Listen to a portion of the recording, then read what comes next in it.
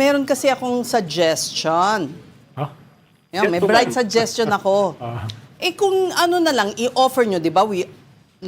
Medyo kulang tayo ng pondo. Kung magbawas kayo ng sahod, voluntary offer of legislators. Ganda yun. Well, Di ba? Ay, symbolic. I Ay, don't symbolic. think that's going to be a problem. Madalas naman ma'am pag may crisis, sa totoo lang, like may bagyo or may kung anong sakuna, nagbabawas po talaga kami. Ba't hindi nyo yan isuggest? O may Pero dalawang boto na ako. Hindi, ang problema dyan, yung ibang congressman, pag nagbawas sila ng sahod, babawiin nila sa iba. Baka mas malaki pa. Uy, Congressman, tama ba yun? Yes, ma'am. Tama, di ba? Tama, di ba? Siyempre, hindi tama yun. So, ilang porsyento ang willing kayong ibawas?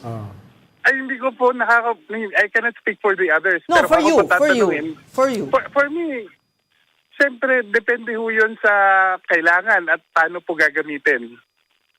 And that we will be able to do. Kasi, okay. So talagang sabi nyo, when was the last time na ma'am, nagawa ito, na voluntary yung... pag may bagyo, Kailan po may yun? lindol. Pag may bagyo, may lindol.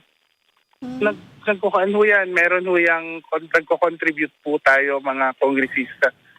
From our salaries, I'm sure, nade-deduct sila from our salaries. I'm sure isasuggest ni Rep. Jude Asidre na magbawas ng 20%. 20%. Yung mga during sa time ng dot. Dahil wala kasing crisis eh. So dot. Yung state of dot. Kaya kinakailangan nila ng mag-contribute ng dot. Ang daming dot. Pero may dagdag lang ho ako, Ma'am Ses, no? I think sa ngayon ang problema natin hindi necessarily yung pondo eh. Ang dapat mas klaro by now, ano yung mga hakbang?